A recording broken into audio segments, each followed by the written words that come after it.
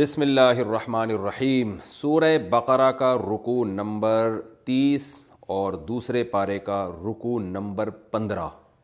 اس رکوع کا لفظی ترجمہ اور مختصر گرامر بھی ہو چکی اس سے پچھلے والے ایپیسوڈ میں، اور اس کی مکمل تفسیر بھی بیان ہو چکی ہے اس سے پچھلے ایپیسوڈ میں جو ابھی میں ریکارڈ کروا رہا ہوں۔ اور اب اس میں جو علمی نکتے ہیں مختصراً وہ میں بیان کروں گا، اور اس کے بعد انشاءاللہ اگر وقت بچا تو ہم پھر اس کے بعد والا جو رکوع ہے، رکوع نمبر 31 اور 15، یعنی سورہ بقرہ کا 16 نہیں یعنی یہ جو ابھی جو رکوع ہے یہ تو رکوع نمبر 30 ہے اور دوسرے پارے کا رکوع نمبر 14 ہے۔ تو اگر وقت بچ گیا تو پھر اس کے بعد والا رکوع بھی انشاءاللہ میں اس کی بھی لفظی یعنی گرامر اور مختصر ترجمہ اور پھر جو تفسیر جو ہماری ترتیب چل رہی ہے۔ تو ابھی میں اس رکوع کے انشاءاللہ جو علمی جو اس میں ہمیں پوائنٹ کی باتیں ملتی ہیں مختصراً بیان کروں گا۔ سب سے پہلی بات تو وہی کہ اللہ تعالیٰ نے فرمایا طلاق یافتہ عورتوں کو کہیں نکاح کرنے سے مت روکو، اس کی تمہیں پرمیشن نہیں ہے۔ امام شافعی رحمہ اللہ تعالیٰ نے اس آیت سے استدلال کیا ہے کہ دیکھو، وہ فرماتے ہیں کہ دیکھو ولی کی اجازت کے بغیر نکاح نہیں ہو سکتا، اس لیے کہ قرآن جو ہے نا عورت کے خاندان کے مردوں کو کہہ رہا ہے کہ تم اپنی عورت کو کہیں نکاح کرنے سے مت روکو۔ اس سے پتہ چلتا ہے ان کو روکنے کا اختیار ہے، تبھی تو اللہ کہہ رہا ہے مت روکو، یعنی اپنے اختیار کو ناجائز استعمال مت کرو۔ لیکن امام حنیفہ کے نزدیک عورت ولی کی اجازت کے بغیر بھی نکاح کر سکتی ہے۔ وہ اس آیت کا یہ مفہوم مراد لیتے ہیں کہ اسی آیت سے پتہ چلتا ہے کہ وہ نکاح کر سکتی ہے اپنی مرضی سے۔ وجہ اس کی یہ ہے کہ قرآن کے الفاظ ہیں فَلَا تَعْضُلُوهُنَّ أَن يَنكِحْنَ أَزْوَاجَهُنَّ، کہ وہ عورتیں اپنا نکاح کریں اپنے منتخب شوہروں سے، تو اس سے ان کو مت روکو۔ اس سے پتہ چلا وہ عورتیں نکاح کر سکتی ہیں، ضروری نہیں کہ مرد نکاح کرائے گا، وہ خود بھی کر سکتی ہیں۔ اور یہ جو قرآن کہہ رہا ہے کہ ان کو مت روکو، یہ اس لیے کہ عرف میں بہرحال ایسا ہی ہوتا ہے کہ عورت پر خاندان کے مردوں کا حصار ہوتا ہے، اخلاقی طور پر وہ روکتے ہیں اور عورت ان کی وجہ سے دباؤ میں آتی ہے۔ ظاہر ہے وہ گھر سے بھاگ کے تو نہیں شادی کرے گی، اس نے اسی خاندان میں دوبارہ آنا ہے۔ تو جو ایک معاشرے میں شریف خاندانوں میں ایک عرف چلتا ہے کہ عورتیں شرماتی ہیں، اپنے گھر کے مردوں کی بغاوت نہیں کرتی، وہ تو مردوں کو کہا جا رہا ہے کہ اگرچہ عورت کو یہ حق حاصل ہے کہ وہ خود بھی نکاح کر سکتی ہے، مگر تم اخلاقی طور پر جو تم نے اس کے گرد ایک حصار لگایا ہوا ہے اور اس کو مجبور کرتے ہو کہ وہ تمہاری مرضی سے شادی کرے، اپنی مرضی اختیار نہ کرے، تو یہ اپنے اختیارات جو عرف میں آپ کو اختیارات دیے ہیں، خاندان میں جو اختیارات دیے جاتے ہیں، اس کا غلط استعمال مت کرو۔ تو اس لیے امام شافعی نے اس سے استدلال کیا کہ عورت ولی کی اجازت کے بغیر نکاح نہیں کر سکتی۔ ہاں، ولی کے لیے بلا وجہ اس کو روکنا جائز نہیں ہے، لیکن امام حنیفہ کا اسی آیت سے استدلال ہے، ایک ہی آیت ہے، دونوں مجتہد کی دلیل بن رہی ہے کہ امام ابو حنیفہ فرماتے ہیں اس میں اللہ نے فرمایا کہ وہ اپنے اور مردوں سے نکاح کریں، جس مرد سے نکاح کرنا چاہیں تو وہ خود کریں گی نا نکاح، اس سے پتہ چلا خود بھی کر سکتی ہیں وہ نکاح۔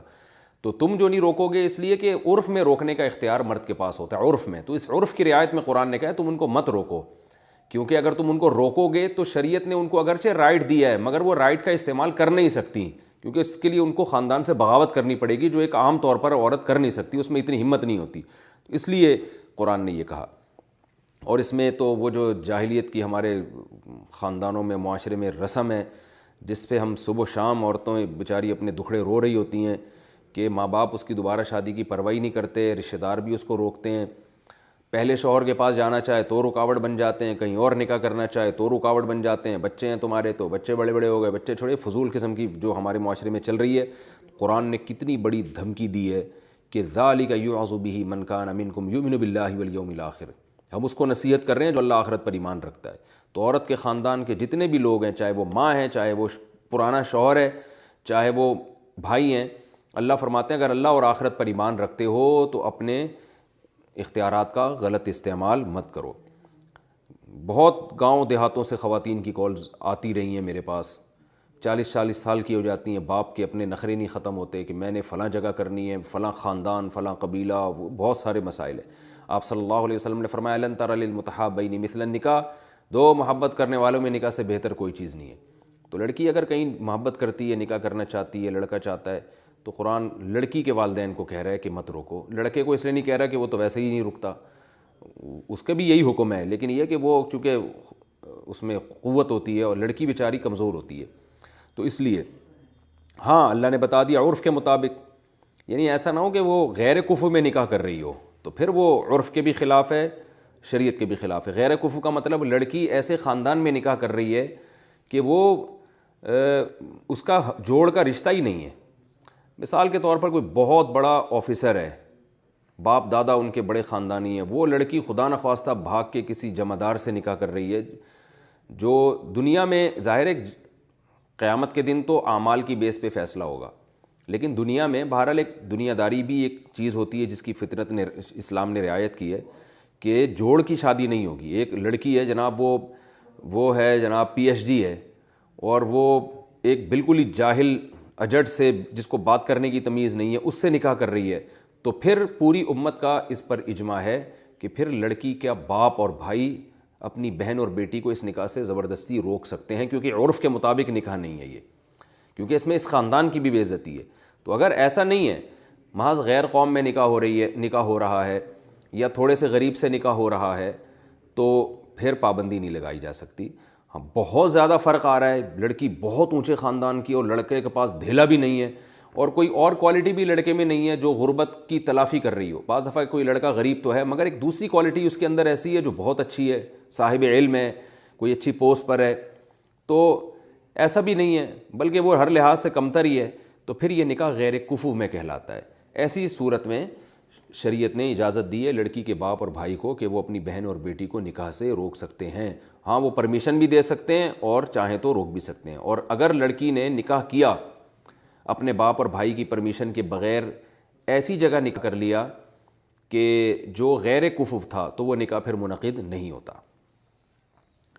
یہی مطلب ہے ان احادیث کا جن میں آتا ہے کہ عورت کا نکاح ولی کی اجازت کے بغیر نہیں ہوتا۔ تو امام حنیفہ نے تمام دلائل کو سامنے رکھ کے فیصلہ کیا ہے، جو فقہ حنفی میں جو فتویٰ دیا جاتا ہے وہ یہی کہ اگر غیر کفو میں نکاح کرے گی تو وہ نکاح نہیں ہوتا، کفو میں نکاح ہو جاتا ہے، اس سے تمام دلائل میں تطبیق ہو جاتی ہے۔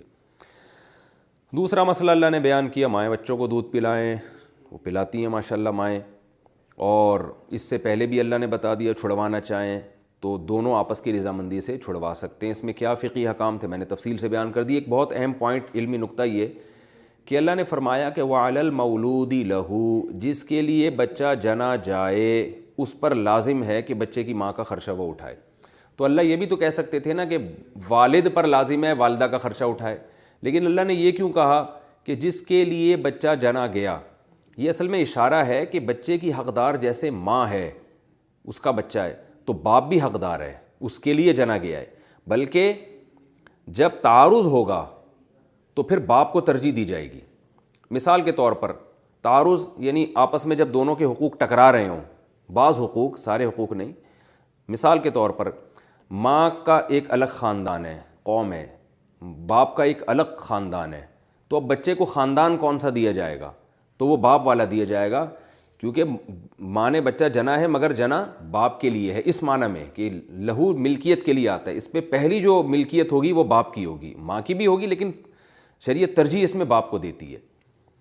اور یہ صرف ترجیح برائے ترجیح نہیں ہے کہ باپ کو پیڑے کھلانے کے لیے ترجیح دی جا رہی ہے، بلکہ پھر باپ پر اسی حساب سے ذمہ داریاں بھی زیادہ ڈالی جا رہی ہیں۔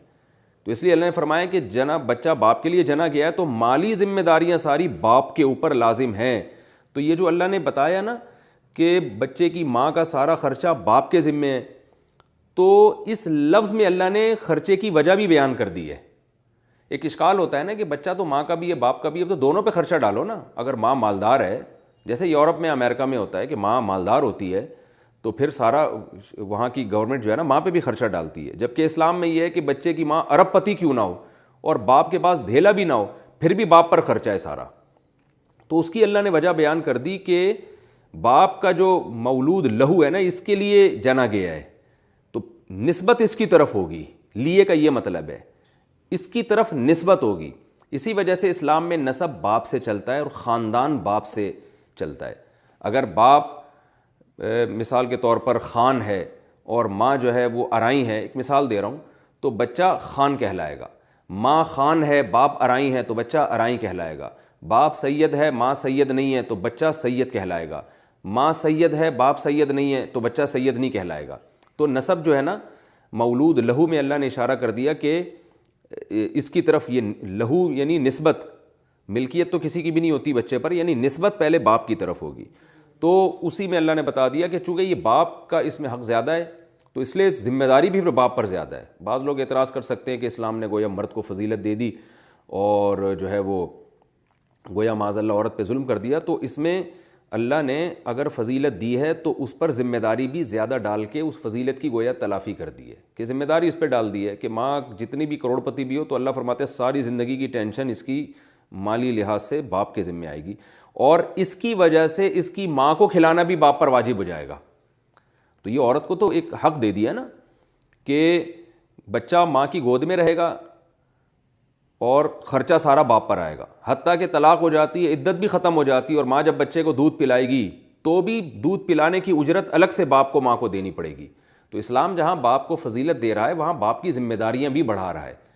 تو جو غیر مسلم ریاستیں ہیں ان میں ٹھیک ہے باپ کو وہ حقوق نہیں ہیں, لیکن پھر باپ کی ذمہ داریاں بہت کم کر دی ہیں انہوں نے, بلکہ ماں پر بھی پوری وہ ذمہ داریاں ڈال دی ہیں جو ماں کے لیے بسا اوقات اب آپ بتائیں ایک عورت اپنے بچے کو دودھ پلا رہی ہے, وہ جاب کیسے کرے گی؟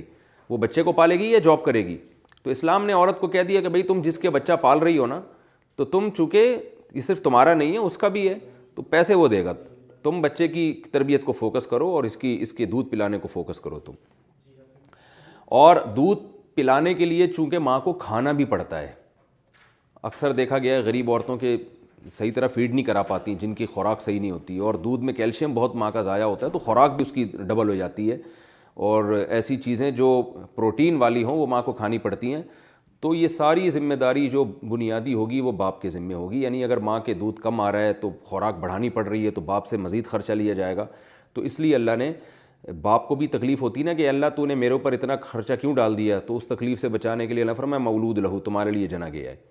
اور ماں کو یہ احساس ہوگا کہ اللہ نے باپ کی طرف نسبت کر دی ہے, تو اللہ نے اس کو یہ تسلی دے دی کہ ساری زندگی خرچہ اس کا, یعنی ساری زندگی جب تک اس کے خرچہ لازم ہے کسی اور پر تو وہ باپ اس کی بھی تمہاری بھی ذمہ داری اٹھائے گا.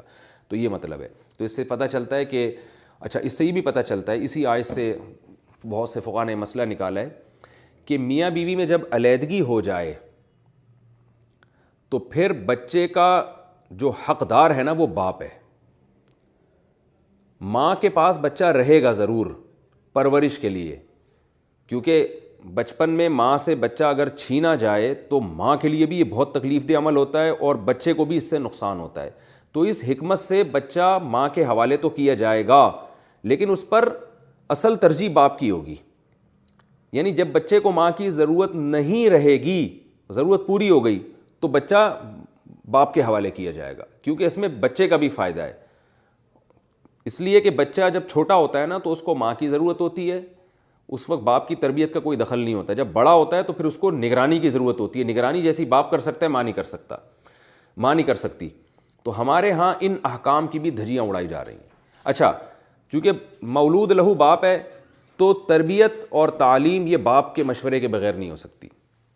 اس میں بھی اللہ نے عورتوں کو ترغیب دے دی ہے, سکھا دیا ہے, بتا دیا ہے کہ مثال کے طور پر طلاق کے بعد خاص طور پہ ایسا ہوتا ہے, بلکہ اب تو طلاق سے پہلے ہی جھگڑے شروع ہو جاتے ہیں کہ باپ یہ چاہ رہا ہے کہ میں بچے کو فلاں اسکول میں پڑھاؤں گا, ماں کہہ رہی ہے نہیں فلاں اسکول میں, تو اس میں باپ کی چلے گی. یہ اس آیت میں یعنی اس جو مولود لہو کا لفظ ہے اس میں اس طرف بھی اشارہ دے دیا گیا کہ پہلے اس کا حق ہے, تو باپ جس اسکول میں کہے گا بچہ وہاں پڑھے گا. ماں اس بارے میں زبردستی نہیں کر سکتی, کیونکہ ویسے بھی اللہ نے فرمایا کہ گھر کا سربراہ ہم نے مرد کو بنایا ہے. اسی طرح باپ بیٹی کا متولی ہوگا. باپ کہیں نکاح کرانا چاہتا ہے اپنی بیٹی کا, ماں کہیں اور چاہتی ہے, تو یہاں شریعت میں باپ کو حق دیا گیا. باپ جہاں نکاح کرا دے گا وہاں نکاح ہو جائے گا, ماں کا کیا ہوا نکاح معتبر نہیں ہے. تو یہ مطلب ہے مولود لہو کہ یہ جو رائٹ ہے نا بیسک, باپ بچے کو کسی بات کا حکم دیتا ہے, ماں بالکل اس کے اپوزٹ حکم دیتی ہے, تو بچے پر لازم ہوگا کہ وہ اس بارے میں باپ کے حکم کو فالو کرے. چونکہ آج ہمارے ہاں ان احکامات کی دھجیاں اڑائی جا رہی ہیں, اس لیے گھروں میں بے پناہ لڑائیاں ہو رہی ہیں, پتہ نہیں چلتا اس گھر میں بڑا ہے کون. تو اس لیے خواتین کو بھی اس معاملے میں چاہیے کہ جو حقوق اللہ نے باپ کو دیے ہیں ان حقوق میں آپ ٹانگ نہ اڑائیں. آپ یورپ امریکہ کو فالو نہ کریں, آپ وہاں کی چند خوبیاں دیکھتی ہیں, لیکن وہاں جو عورت کا استحصال ہو رہا ہے نا, عورت کو آزاد کرنے کی وجہ سے جو عورت کا بیڑا غرق ہو رہا ہے وہ آپ کی نظروں سے اوجھل ہے. تو یعنی ویسے دیکھنے میں تو بڑے اچھے احکام لگتے ہیں وہ کہ یار کتنے عورتوں کو حقوق دے دیے, لیکن اس کی وجہ سے جو فیملی سسٹم وہاں تباہ ہو گیا, عورتیں جو رل رہی ہیں وہ آپ کی نظر میں نہیں ہے. تو اللہ کی ایک حکمت ہے کہ چونکہ مرد بہرحال طاقتور ہوتا ہے اور وہ اولاد کی جو پرورش ہے تربیت ہے وہ اس میں اس کو پاور ہوتی ہے, طاقت ہوتی ہے, وہ اپنی بیٹی کی حفاظت کر سکتا ہے. فقہا لکھتے ہیں لِأَنَّ بِالرِّجَالِ مِنَ الْغَيْرَةِ مَا لَيْسَ بِالنِّسَاءِ, باپ کو اپنی بیٹیوں کے بارے میں جو غیرت ہوتی ہے وہ عام طور پہ عورتوں میں نہیں ہوتی. تو وہ اس کو اس کی حفاظت کرے گا اور دیکھے گا کوئی اس کی جوانی سے غلط تو نہیں کھیل رہا, کوئی اس میں بہت زیادہ طیش میں آ جاتا ہے وہ. ہم دیکھتے ہیں کہ اگر خدا نخواستہ کہ لڑکی کا کسی سے غلط تعلق ہو جائے تو مائیں تو چھپاتی ہیں. کیوں چھپاتی ہیں؟ ان کو پتا باپ کا تو میٹر گھوم جائے گا.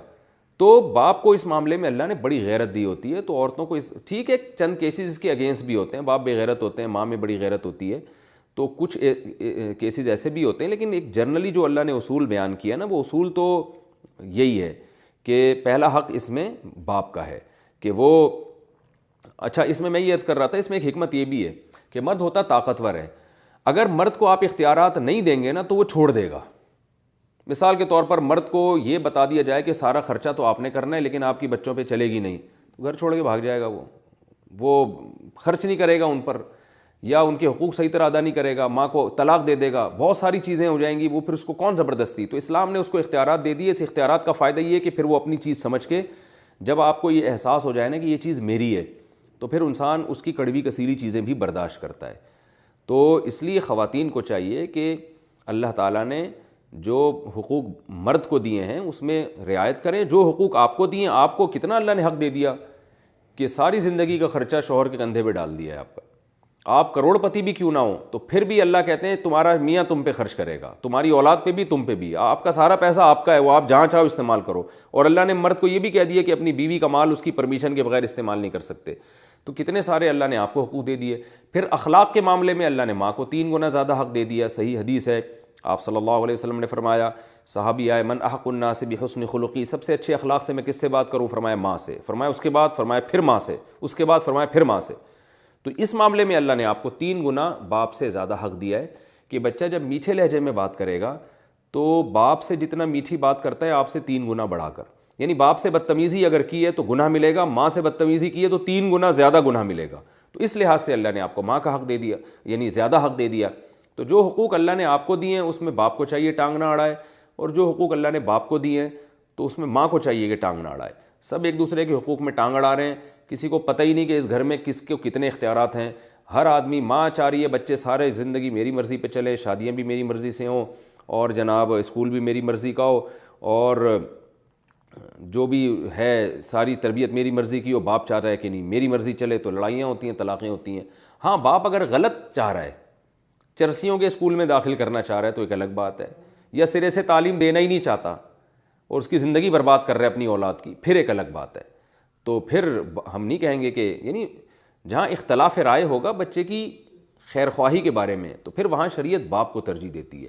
ہمارے حضرت ایک اچھا واقعہ سنایا کرتے تھے کہ فرماتے ہیں کہ ایک خاتون تھیں جو فون پہ حضرت سے مسائل پوچھا کرتی تھی. ان کی بیٹیاں بھی تھیں, تو ان کی بیٹیوں کے لیے کوئی رشتہ آیا تو ہمارے حضرت نے اس خاتون سے ذکر کیا کہ آپ کی بیٹیوں کے لیے ایک رشتہ ہے, اگر آپ بتائیں. تو اس خاتون نے فوراً کہا کہ دیکھیں رشتوں کے معاملے میں تو میرے میاں ہی فیصلہ کریں گے, اور ڈائریکٹ انہی سے بات کی جائے, میں اس معاملے میں نہیں پڑتی, یہ ان کا حق ہے, اور وہ باپ ہیں وہ زیادہ اچھا. تو حضرت فرماتے ہیں مجھے بڑی خوشی ہوئی کہ یہ عورت کی تربیت اچھے خاندان میں ہوئی ہے, ورنہ بعض دفعہ خواتین میاں کو سائڈ پہ لگا دیتی ہیں کہ وہ آخر میں فیصلہ کر کے ہم ان کو سنا دیں گے. تو اچھی خواتین, قرآن نے خود فرمایا دوسرے مقام پر کہ فالصالحات قانتات, اچھی عورتیں وہ ہیں جو اپنے شوہروں کی فرما بردار ہوں. تو اس لیے ہمارے ہاں ان فیملیز, جو فیملی کے جو لاز ہیں ان کے, وہ ہم گوروں سے ہی لے رہے ہیں سارے, اور اس کی وجہ سے گھروں میں لڑائیاں ہو رہی ہیں, اور پھر مرد بھی بگڑ رہے ہیں اس کی وجہ سے. جب مرد کو گھر میں عزت نہیں ملتی, اس کی اطاعت نہیں ہوتی, تو وہ چیختا بھی ہے, گالیاں بھی دیتا ہے. پھر خواتین کہتی ہیں ان کو تو بات کرنے کی تمیز نہیں ہے, بات بات پہ اچھلتے ہیں 2-2 فٹ. تو بھئی آپ جب اس کو حق نہیں دو گے, اس کا بنیادی حق نہیں دو گے, تو وہ تو اچھلے گا نا. تو کسی کا بھی حق نہ چھینا جائے. بچے ماں سے بدتمیزی کر رہے ہیں, باپ کچھ نہیں بولتا, تو اس کا مطلب ماں کا حق نہیں ہے. پھر ماں چیخ رہی ہے تو صحیح چیخ رہی ہے وہ. تو جب آپ کسی کو حق نہیں دیں گے, پھر وہ 2-2 فٹ بھی اچھل سکتا ہے, 6-6 فٹ بھی اچھل سکتا ہے. تو لوگ صرف اچھل کود کو دیکھ رہے ہوتے ہیں, یہ نہیں دیکھ رہے ہوتے اس اچھلنے کی وجہ کیا ہے, اس کو پن کس نے کیا اس اچھلنے پر. تو یہ گھروں میں چل رہا ہے. تو اس میں آیت میں اس کی بھی نفی کی گئی ہے. تو آگے اللہ نے فرمایا کہ ہر ایک کو اس کی استطاعت کے بقدر ہی مکلف بنایا جائے گا. لا تکلف نفس الا وسعها. اس میں بھی ایک پوائنٹ ہے کہ بھائی آپ جب کسی سے کوئی ذمہ داری کسی پر لگائیں تو دیکھیں اس میں اس کی استطاعت بھی ہے یا نہیں، کیونکہ بات نان نفقے کی چل رہی ہے اور دودھ پلانے کی. تو اللہ نے گویا فرما دیا کہ ماں بچے کو دودھ پلائے گی اپنی استطاعت کے بقدر. تو اب اس میں بھی گھروں میں آپ دیکھیں لڑائیاں ہوتی ہیں کہ وہ بیچاری دودھ بھی پلا رہی ہے، کمزور ہو جاتی ہے، تو پھر سارے گھر کے کام کاج بھی اس سے لیے جاتے ہیں، اس کو اچھی طرح رگڑا جاتا ہے. تو عورت کے جب بچہ ہو جاتا ہے نا، اس کو فیڈ کرانے میں بہت زیادہ ویکنیس ہوتی ہے، اس کو بہت کھانا پڑتا ہے، آپ اس کی خوراک نہیں بڑھا رہے اور دودھ اسی طرح سے اس کو کہہ رہے ہیں کہ پلاتی رہو. تو اللہ فرماتے ہیں کسی نفس پہ اس کی طاقت سے زیادہ بوجھ مت ڈالو. اس میں شوہر بھی داخل، اللہ نے فرمایا شوہر پر نان نفقہ ہے. تو اب نان نفقہ بھی اس کی آمدن کے حساب سے ہے نا، وہ کی تنخواہ اس کی 20-30 ہزار ہے اور اس کو ہر دوسرے دن پیزا برگر منگوایا جا رہا ہے اس سے. تو جیسے بعض خواتین ایسا کرتی ہیں، اس کی آمدن سے زیادہ اس کو نچوڑنا شروع کر دیتی ہیں. تو اللہ فرماتے ہیں یہ مت کرو. اور یہ جو اللہ نے فرمایا کہ لا تضار والدۃ بولدہا ولا مولود لہ بولدی، بچے کی وجہ سے نہ باپ کو نقصان پہنچاؤ نہ ماں کو. آج اس آیت کی بھی دھجیاں اڑائی جا رہی ہیں. میاں بیوی میں جب طلاق ہوتی ہے تو جس کی لاٹھی اس کی بھینس. باپ کا زور چلتا ہے تو بچہ چھین لیتا ہے، ماں ساری زندگی روتی رہتی ہے. ماں کا زور چلتا ہے تو عدالتیں اکثر ہمارے یہاں عورتوں کا ساتھ ہی دیتی ہیں، تو ماں بچہ چھین لیتی ہے، باپ ساری زندگی روتا رہتا ہے بیچارہ، اسے کخ بھی نہیں ملتا. اور بعض دفعہ کیا کرتا ہے کہ باپ کیس کرتا ہے تو عدالت میں مہینے میں 2 دفعہ عدالت کے کٹہرے میں ملاقات ہوتی ہے.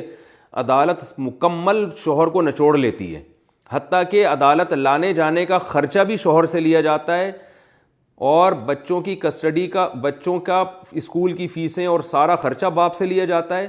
اور باپ اپنی مرضی کے اسکول میں ان کو نہ پڑھا سکتا ہے نہ ان کو اپنے رشتہ داروں سے ملا سکتا ہے، بس وہ عدالت میں مجرموں کی طرح اپنے بچوں سے 2 دن مل کے جائے گا. تو جو عورتیں اپنے میاں کے ساتھ یہ کر رہی ہیں نا طلاق کے بعد، وہ قیامت کے دن سوچ لیں کہ اللہ کے عذاب کا سامنا ان کو کرنا پڑے گا. کیونکہ اللہ فرماتے ہیں بچے کی وجہ سے نہ ماں کو نقصان پہنچاؤ نہ باپ کو نقصان پہنچاؤ. بچہ دونوں کا ہے، شریعت ماں سے چھیننے کی بھی اجازت نہیں دیتی. ماں کا نقصان کیا ہے کہ آپ بچہ ماں سے چھین لیں. حضرت عمر رضی اللہ تعالی عنہ نے اپنی زوجہ کو جب ڈیورس دی ہے تو وہ چاہتے تھے کہ بچہ میں اپنے پاس رکھوں. ان کی زوجہ کہہ رہی تھی بچہ میں لے کے جاؤں گی. جھگڑا ہو گیا دونوں میں. حضرت عمر، حضرت ابو بکر صدیق رضی اللہ تعالیٰ عنہ کا دور خلافت تھا، ان کی عدالت میں کیس گیا. تو حضرت ابو بکر نے حضرت عمر سے وہ بچہ لے کے ان کی بیوی کے حوالے کر دیا، اور آپ نے فرمایا کہ اے عمر، تمہارے شہد سے نا اس بچے کی ماں کا تھوک بہتر ہے. یعنی بچے کو اپنی ماں کا تھوک جو ہے نا وہ باپ کے شہد سے اچھا لگتا ہے. یعنی جب چھوٹا بچہ ہوتا ہے تو ماں کی گود ہی اس کو چاہیے ہوتی ہے، باپ نہیں چاہیے ہوتا اس کو زیادہ.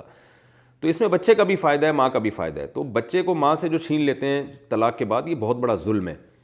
اور ٹھیک ہے بچہ ماں کے پاس رہے گا، لیکن باپ جب چاہے گا اس سے ملے گا. تو اس کو مجبور کرنا کہ عدالتوں میں جا کے مہینے میں 2 دفعہ زیارت کر کے آ جاؤ اور سارا خرچہ بھی دیتے رہو، اور صرف 2 دفعہ زیارت، اور پھر وہ جہاں ماں اس کو لے کے گھومتی رہے. تو ایسا نہیں ہے، ماں اپنے پاس رکھے گی لیکن اس کو باپ کی مرضی کے بغیر لے کے کہیں جا نہیں سکتی ہے. وہ اس پہ رائٹ اس لحاظ سے باپ ہی کا ہے. تو اس لیے اللہ نے فرما دیا کہ بچے کی وجہ سے نہ ماں کو نقصان پہنچایا جائے نہ باپ کو. تو اکثر یہ طلاق کے بعد ہوتا ہے. تو یہ ظلم ہے، دونوں پہ ظلم ہے، جو جس کے ساتھ بھی ہو. اچھا، اسی طرح یہ جو آیت ہے وَعَلَى الْوَارِثِ مِثْلُ ذَلِكَ، اللہ فرماتے ہیں وارثوں پر بھی خرچہ ہے. یعنی باپ اگر مر جائے تو پھر بچے کے جو وارثین ہیں ان سے خرچہ لیا جائے گا. یہ بھی اسلام کا ایک حسن ہے. غیر مسلموں کے ہاں چونکہ خاندانی نظام تباہ و برباد ہو چکا ہے، کتے پال رہے ہیں بیچارے، بلیاں پال رہے ہیں، دل بہلا رہے ہیں، لہذا وہ ہر چیز گورنمنٹ پہ ڈال رہے ہوتے ہیں. کسی عورت کے بچہ پیدا ہو جائے نا، میاں نہیں ہے، گورنمنٹ اٹھائے گی بچے کا خرچہ. کیوں؟ رشتہ داریاں نہیں ہیں، رشتہ دار خرچ نہیں کرتے. تو گورنمنٹ کے خرچہ اٹھانے سے نقصان یہ ہوتا ہے کہ بچے کا کسی سے ریلیشن نہیں بنتا ہے، خاندانی نظام مربوط نہیں ہوتا. اسلام گورنمنٹ کو نہیں، اسلام بچوں کے رشتہ داروں کو لاتا ہے کہ تمہارا بھی تو خون ہے نا، کچھ لگتا ہے. گورنمنٹ کا کام یہ ہے کہ بچے کا خرچہ جس رشتہ دار پر اسلام ڈال رہا ہے، اگر وہ رشتہ دار خرچہ نہیں دیتا تو گورنمنٹ اس سے زبردستی خرچہ نکلوائے گی، دے گی گورنمنٹ نہیں. تو اسلام یہ چاہتا ہے کہ خونی رشتوں کو جوڑا جائے. بچے کا باپ مر گیا تو ماں پھر خرچ کرے گی، دادا خرچ کرے گا، بھائی خرچ کریں گے، تاکہ ایک ریلیشن قائم ہو. بچے کو احساس ہو بھائی میری تو کسٹڈی میری ماں نے، یعنی جو ماں نے باپ بن کے مجھے پالا ہے، خرچہ بھی مجھ پہ میری ماں نے کیا ہے، یا میرے بھائیوں نے مجھے پالا ہے، خرچہ میرے بھائیوں نے کیا. تو ایک ریلیشن مضبوط ہوگا. اسلام اس ریلیشن کو مضبوط کرنا چاہتا ہے. جبکہ غیر مسلموں کے ریلیشن ختم، کتے بلیوں والی زندگی ہے ان کی. ہر آدمی اپنی، جیسے میں پشتوں میں کہتا ہوں، اخپل طریقے سے زندگی گزار رہا ہے. اب آپ بتاؤ یہ کون سا انصاف ہے کہ ماں باپ جب بوڑھے ہو جائیں تو ان کو اولڈ ہاؤس میں جمع کراؤ, گورنمنٹ ان کو کھلائے گی, اور گورنمنٹ اپنی عوام سے ٹیکس لے کے ان کے بوڑھے ماں باپ پہ خرچ کرے گی. تو یہ کم بخت خود کیوں نہیں خرچ کر دیتے اپنے بوڑھے باپ پہ گھر میں؟ اب بوڑھے باپ اور بوڑھی ماں ہو جائے تو اسلام اولاد کو ذمہ دار بناتا ہے نا کہ اب آپ کے ذمہ ان کو کھلانا پلانا. تو چونکہ گوروں میں رشتہ داری نہیں ہے, باپ کو کھلا نہیں رہے, ماں کو کھلا نہیں رہے, تو پھر گورنمنٹ ذمہ داری اٹھاتی ہے, لیکن گورنمنٹ کے پاس اپنے پیسے تھوڑی ہوتے ہیں, وہی اپنی عوام سے پیسے لے کے بوڑھے باپ کو کھلا رہی ہوتی ہے. اور اس سے باپ اور گورنمنٹ کا رشتہ تو مضبوط ہوتا ہے, باپ کا اولاد سے رشتہ مضبوط نہیں ہوتا, کیونکہ باپ یہ نہیں سمجھتا کہ مجھے میرے بچہ کھلا رہا ہے, باپ کہتا ہے مجھے تو حکومت کھلا رہی ہے. تو ڈائریکٹ بچے کو چاہیے باپ کو کھلائے, اور گورنمنٹ اگر کھلانا چاہتی ہے تو بچے سے پیسے لے کے وہیں باپ کے حوالے کرے اور بتائے کہ تمہارے بچہ پیسہ نہیں دیتا تھا تو ہم نے لے کے اس کو دیے ہیں, تو بھی باپ کو یہ تو پتہ چلے گا کہ میرے بچے کے پیسے مجھ پہ خرچ ہو رہے ہیں, ٹیکس سے تھوڑی مجھے کھلایا جا رہا ہے. تو یہ اسلام کے حکام کا ایک حسن ہے کہ اسلام رشتہ داروں پہ خرچہ ڈالتا ہے. اسی سے علماء کہتے ہیں جو پیشہ ور بھکاری ہوتے ہیں نا, یہ اسی وجہ سے بڑھتے جا رہے ہیں کہ اسلامی نظام نہیں ہے اور ان کے رشتہ دار ان پہ خرچ نہیں کرتے. بہت سے جو غریب ہوتے ہیں تو شریعت میں اس کے پہلے رشتہ داروں پر ہے کہ بھئی یہ غریب ہے تو تمہارے اوپر لازم ہے کہ تم ان پہ خرچ کرو. اور یہ صرف بچے کا حکم نہیں ہے, ہر غریب کا یہی حکم ہے اسلام میں کہ جس بچے کا بھی باپ مر جائے تو اس کے پھر, یا جس انسان کا بھی باپ مر جائے, یا جس بالغ آدمی, جو بھی بالغ آدمی ہو, تو وہ اگر غریب ہے, اس کے پاس کھانے کے پیسے نہیں اور نہ وہ کما سکتا ہے, تو اس کے وارثوں جو محرم رشتہ دار وارث ہیں ان پر شریعت پھر خرچہ ڈیوائیڈ کرتی ہے, تقسیم کرتی ہے. مثال کے طور پر کوئی خاتون ہے, 20 سال اس کی عمر ہے, اس کی شادی نہیں ہوئی, وہ کماتی نہیں ہے اور باپ بھی نہیں ہے اس کا, تو پھر اس خاتون کا نان نفقہ اور اس کے محرم وارث رشتہ داروں پر ہوگا, جس کی تفصیل میں پچھلے ایپیسوڈ میں ڈیٹیل سے بیان کر چکا ہوں کہ دیکھا جائے گا یہ مر جائے تو اس کی وراثت میں کس کو کتنا کتنا حصہ ملے گا, تو اتنا ہی نان نفقہ اتنی پرسنٹیج کے حساب سے ان پر واجب ہو جائے گا, جس کی تفصیل میں پچھلے ایپیسوڈ میں بیان کر چکا ہوں. تو یہ بھی ایک علمی نکتہ ہمیں اس سے پتہ چلتا ہے. اور ایک نکتہ ہمیں اس سے بھی پتہ چلتا ہے کہ اللہ تعالیٰ نے اس کی بھی اجازت دی ہے کہ اگر میاں بیوی مل کے یہ چاہتے ہیں کہ بچے کو دودھ کوئی اور پلائے, آیا رکھ لیں, تو بھی اجازت ہے. تو بعض لوگ, یہ جو مالداروں میں رواج ہے نا کہ آیا رکھتے ہیں, دائی کے ذریعے دودھ پلواتے ہیں, بعض لوگ کہتے ہیں ظلم ہے, تو قرآن نے اس کی پرمیشن دی ہے. اور اس کی ضرورت وہاں پیش آتی ہے کہ ہمارے ہاں مالدار خواتین عام طور پہ بچے پیدا کرنے کے لیے تیار نہیں ہوتی, کیونکہ وہ بچے ہوں گے تو ایکچولی ہماری مسئلے جو ٹوپی ڈرامے چل رہے ہیں آج کل, تو وہ ایک, اس لیے میں ان ماؤں کو کہتا ہوں کہ اگر آپ کو بچے پالنا مشکل لگ رہا ہے تو پیدائش مت روکیں. اللہ نے آپ کے شوہر کو مال دیا ہے تو آیا رکھ لیں, اس سے پلوا لیں آپ. یہ قرآن نے اس طرف بھی اس کی بھی اجازت دے دی ہے. تو بچوں کی پیدائش مت روکیں آپ, کیونکہ پیدا کرنے کے بعد خواتین جو کہتی ہیں نا ہائے کیسے پالے, ہم سے 3 نہیں پل رہے, 4 نہیں پل رہے, تو بھئی اللہ نے اگر پیسہ دیا ہے, جیسے گھر آپ نے بڑا رکھ لیا, اب آپ سے صاف نہیں ہو رہا, تو بڑا گھر رکھا ہے تو اس کا مطلب پیسے بھی ہیں نا, تو ماسیاں رکھیں آپ, تنخواہ پہ رکھتے ہیں, لوگ رکھتے ہیں. تو ایسے ہی بچے پالنے کے لیے بھی آیا رکھی جا سکتی ہے. تو پیدا نہ کرنے سے بہرحال بہتر ہے کہ کسی کو ملازمت پہ رکھ کے اس سے پلوا لیں. اور صحابہ کرام کے دور میں بڑے گھروں میں یہ ہوا کرتا تھا کہ وہ چاہتے تھے کہ ہمارے بچوں کو دیہاتوں میں رکھا جائے. گاؤں دیہاتوں میں فضا اچھی ہوتی ہے تو بچے صحت مند ہوتے ہیں اور خالص عربی سیکھتے ہیں وہاں پہ. تو اس لیے اس نیت سے بھی بہت سے لوگ اپنے بچوں کو گاؤں میں دیہاتوں میں کسی کے حوالے کر دیا کرتے تھے کہ جب یہ دودھ پلاؤ اس کو, اور تھوڑے دنوں میں ہم سے ملاقات کرواتے رہو, اور جب یہ دودھ پلانے کی مدت ختم ہو جائے تو ہمارے حوالے کر دینا. مائی حلیمہ رضی اللہ تعالی عنہا, ان کو اسی نیت سے نبی صلی اللہ علیہ وسلم کے والدہ نے ان کے حوالے کیا تھا, کیونکہ آپ کی پیدائش سے پہلے آپ یتیم ہو گئے تھے اور آپ کی والدہ محترمہ بیوہ ہو گئی تھیں. تو انہوں نے جو ہے وہ مشورے کے ساتھ اماں حلیمہ کو جو ہے آپ صلی اللہ علیہ وسلم کو ان کے حوالے کر دیا کہ وہ اپنے گاؤں میں دیہات میں لے جا کے آپ صلی اللہ علیہ وسلم کو دودھ پلائیں گی. تو کتنی بڑی اللہ نے ان کو فضیلت دی. تو اس لیے ہمیں قرآن و سنت کی روشنی میں یہ ملتا ہے کہ اگر کوئی عورت نہیں دودھ پلانا چاہتی اور میاں کسی آیا کو رکھ لے کہ بھئی ڈبے کے دودھ سے بہرحال بہتر ہے. آج کل کیا ہوتا ہے, آیا نہیں رکھتے, دائی نہیں رکھتے جو دودھ پلائے, بلکہ ڈبہ رکھ لیتے ہیں. وہ ڈبے سے بچے کا بیڑا غرق ہوتا ہے, وہ ڈبے جیسا بن جاتا ہے. تفسیر کے لیکچر میں اس طرح کی زیادہ ڈیٹیل والی باتیں نہیں کرتا, لیکن اس کا بڑا نقصان ہوتا ہے. عورت کا دودھ جو ہے جو نیچرل ہے اس کا کوئی آلٹرنیٹ نہیں ہے. تو اس لیے بہرحال ڈبے پہ نہ لے کر آئیں. قرآن نے صاف لفظوں میں اجازت دے دی ہے کہ بھئی کسی کو آیا رکھ لو. پہلے تو اس کا بہت رواج تھا, اب رواج ختم ہوتا جا رہا ہے. تو اگر اللہ نے مالی وسعت دی ہے تو اجرت پہ کسی کو آیا رکھ لینا چاہیے, اور مالدار خواتین کو اپنی اولاد کی پیدائش سے نہیں روکنا چاہیے. اولاد زیادہ ہونے سے آپ کو فیوچر میں بہت فائدے ہوں گے. اور میں مزید ترقی کر کے کہتا ہوں کہ 2 سال تک وہ آیا دودھ پلائے گی, اس کے بعد بھی اگر آپ کو بچے پالنے میں ٹینشن ہو رہی ہے, اگر اللہ نے آپ کو پیسہ دیا ہے تو پالنے کے لیے بھی آیا رکھ لیں. آپ صرف دودھ ہی تو نہیں ہوتا نا, بچے کی خوراک ہوتی ہے, اس کو دلیا کھلانا ہے, اس کو یہ کھلانا ہے, وہ تو رکھ لیں, گھر میں ملازم رکھ لیں. تو پیدا نہ کرنا یہ شریعت میں پسندیدہ نہیں ہے. آپ نے اس تفسیر کے لیکچر میں بہت تفصیل سے سنا ہے کہ اللہ تعالیٰ یہ چاہتے ہیں کہ نسل بڑھے اور اہل اسلام کی جو مائیں ہیں وہ بچے جنیں. آگے اللہ تعالیٰ نے جو, اچھا یہ علمی نکتے ہو گئے. ایک اور علمی نکتہ بہت امپورٹنٹ, کہ جو عورت بیوہ ہو جاتی ہے, اس پر تو میں بہت تفصیل سے بات کر چکا ہوں. یہ اللہ نے فرمایا گول مول طریقے سے نکاح کا پیغام بھیج سکتے ہو, صراحتاً پیغام نہیں بھیج سکتے. تو گول مول طریقے سے بھیجنے کی اجازت اس لیے دی کہ اللہ نے فرمایا کہ ہمیں پتہ ہے کہ تم ان کی طرف مائل بہت زیادہ ہوگے. تو اس میں 2 علمی نکتے ہمیں پتہ چلتے ہیں. ایک تو یہ کہ آج ہمارے معاشرے میں تو بیوہ عورت کو کوئی پوچھتا ہی نہیں, اخباروں میں اشتہارات دینے پڑتے ہیں. اس معاشرے میں ایسی کیا بات تھی کہ صحابہ کے لیے عدت گزرنے کا انتظار کرنا مشکل ہو گیا تھا؟ تو وجہ وہی تھی کہ اس زمانے میں زیادہ شادیوں کا رواج تھا, ہمارے معاشرے میں رواج نہیں ہے. زیادہ شادیوں کے رواج کی وجہ سے سپلائی کے مقابلے میں ڈیمانڈ بڑھ گئی تھی. یعنی ڈیمانڈ تو 4 کی ہے اور سپلائی 1 کی ہو رہی ہے. تو ظاہر ہے جو مالدار تھے وہ زیادہ عورتیں رکھ لیتے تھے, یا جن میں بہت کوالٹی ہوتی تھی وہ بہت کو ایک بھی نہیں ملتی تھی, وہ انتظار کرتے تھے کسی کو طلاق ہو. تو اس سے پتہ چلتا ہے کہ ہمارے معاشرے میں بھی اگر آپ کو بیوہ عورت کی اور طلاق یافتہ عورت کی معاشرے میں قدر بڑھانی ہے تو اس کا ایک ہی طریقہ ہے کہ سپلائی کے مقابلے میں ڈیمانڈ بڑھا دیں. جو لوگ جو ہیں صاحب استطاعت وہ 1 سے زیادہ بیویاں رکھیں, پھر ان میں عدل بھی کریں, تو اس سے معاشرے میں عورت کی قدر بڑھے گی, جو میں بولتا رہتا ہوں اور اس پر بہت سارے بیانات ہو چکے ہیں. دوسرا علمی نکتہ ہمیں یہ پتہ چلتا ہے کہ اللہ نے فرمایا کہ اصل حکم تو ہم یہی دینا چاہتے تھے کہ عدت کے دوران اشارتاً بھی کسی عورت کو نکاح کا پیغام نہ بھیجو, لیکن اللہ کو پتہ ہے تم بہت زیادہ شوق رکھتے ہو, تو تمہارے شوق کو دیکھ کر ہم نے تمہیں ڈھیل دے دی ہے.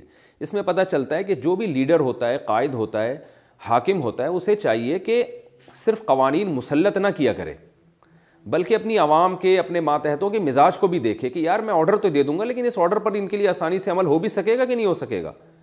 تو ٹھیک ہے اصل حکم تو وہ تھا, لیکن اگر اس پہ مشکل ہو رہی ہے تو تھوڑی رعایت بھی چلانی چاہیے اپنی اولاد کے معاملے میں بھی.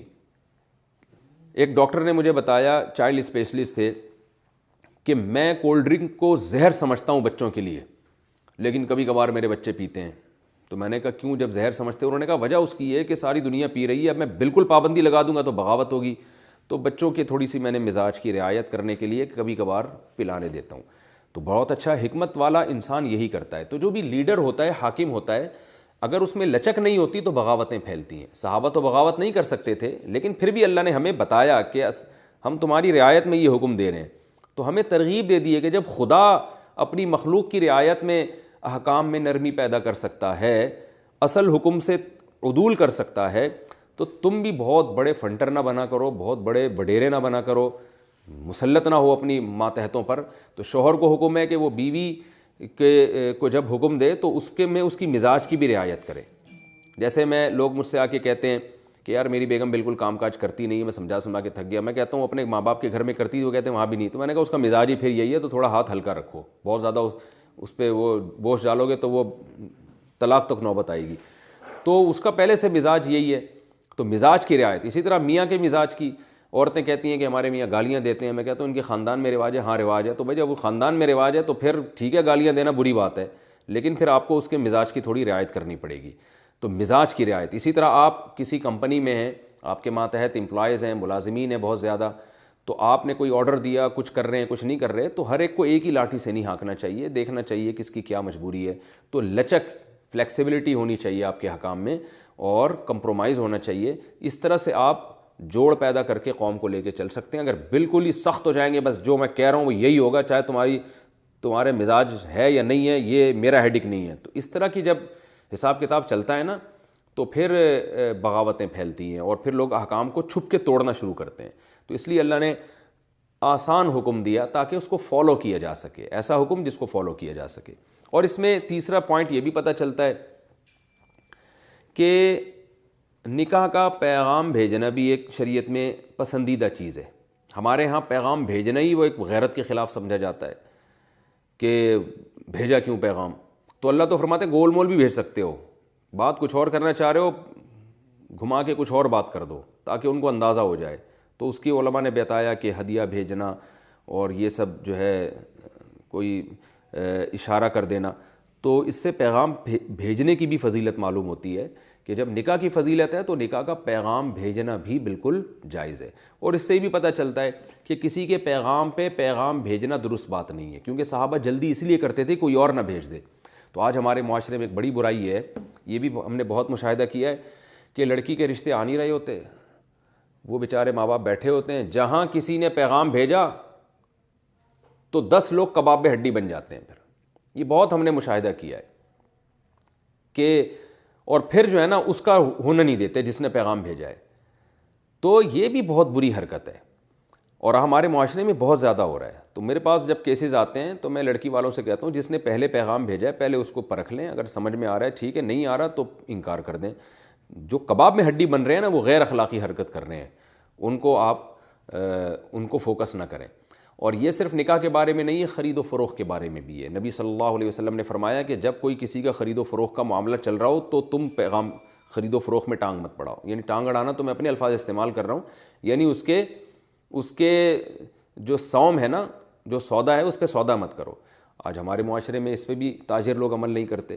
اچھی بھلی بارگیننگ ہو رہی ہے اور سودا ہونے والا ہے، آپ جا کے درمیان میں ٹانگ اڑا دیتے ہو، اس سے نفرتیں پھیلتی ہیں۔